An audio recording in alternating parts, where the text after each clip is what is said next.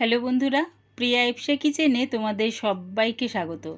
আজকে তোমাদের সাথে শেয়ার করলাম পাঁচমিশালি সবজির রেসিপি।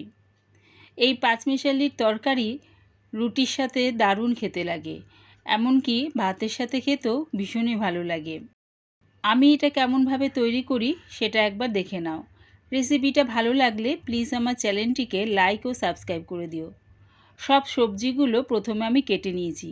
আর কি কি সবজি নিয়েছি দেখো, নিয়েছি কুমড়ো, মূলো, গাজর, সিম, ফুলকপি, বেগুন, বরবটি, পটল আর নিয়েছি আলু। সব সবজিগুলো ভালো করে কেটে ধুয়ে নিয়েছি। তোমরা তোমাদের ইচ্ছা অনুযায়ী এখানে সবজি ব্যবহার করতে পারো। গ্যাসটাকে হাই ফ্লেমে রেখে একটা কড়া বসিয়ে দিয়েছি। তার মধ্যে দিয়ে দিলাম বেশ খানিকটা সর্ষের তেল।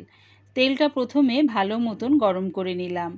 তেলটা গরম হয়ে গেলে প্রথমে বেগুনগুলো দিয়ে হালকা লাল করে ভেজে নামিয়ে নেব। কোনো রকম নুন বা হলুদ কিন্তু এর মধ্যে দিচ্ছি না। দেখো, বেগুন ভাজা খাওয়ার জন্য যেই রকমভাবে বেগুন ভাজা হয় সেই রকমভাবে লাল লাল করে ভেজে নামিয়ে নিলাম। ওই তেলের মধ্যে দিয়ে দিলাম ফোড়নের জন্য 2 শুকনো লঙ্কা আর দিচ্ছি হাফ চামচ পাঁচফোড়ন। অবশ্যই কোনো ঘ্যাট বা এরকম পাঁচমিশালি সবজি করতে গেলে পাঁচফোড়নটা ফোড়নের জন্য ভীষণ স্বাদ বাড়িয়ে দেয় তরকারির। ফোড়নটা ভাজা হয়ে গেলে আলুগুলো দিয়ে দিলাম। আলুগুলো দিয়ে হালকা করে ভেজে নিয়ে দিয়ে দিলাম পটলগুলো, দিয়ে দিলাম 4টে কাঁচা লঙ্কা। এগুলো হালকা করে ভেজে নিলাম। তারপরে দিয়ে দিলাম ফুলকপিগুলো।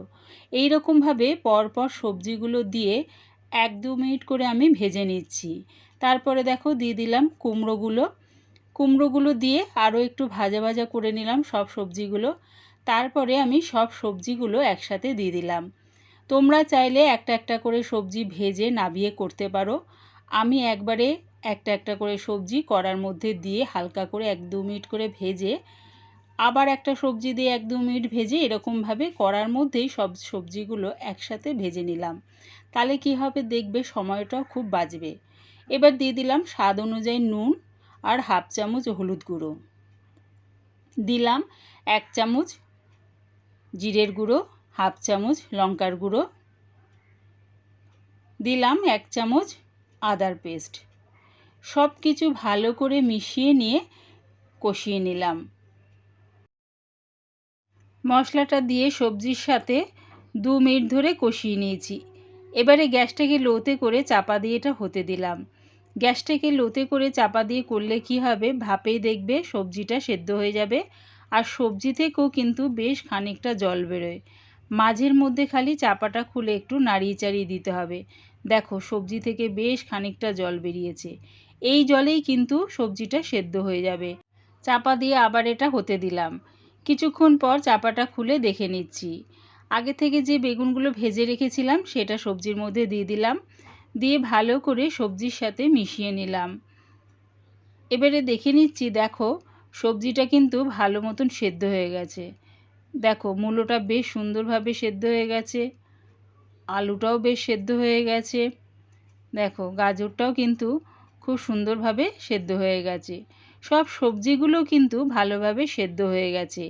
একটু ধৈর্য ধরে গ্যাসটাকে যদি লোতে করে এইরকম চাপা দিয়ে পাঁচমিশালি সবজি রান্না করা যায়, দেখবে স্বাদটা দ্বিগুণ মাত্রায় বেড়ে যায়।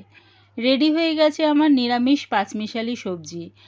আমার এই নিরামিষ পাঁচমিশালি সবজির রেসিপিটা পুরো দেখার জন্যে প্রিয়া ইপসা কিচেনের থেকে তোমাদের সবাইকে অনেক ভালোবাসা রইল। রেসিপিটা ভালো লাগলে প্লিজ আমার চ্যানেলটিকে সাবস্ক্রাইব করে দিও।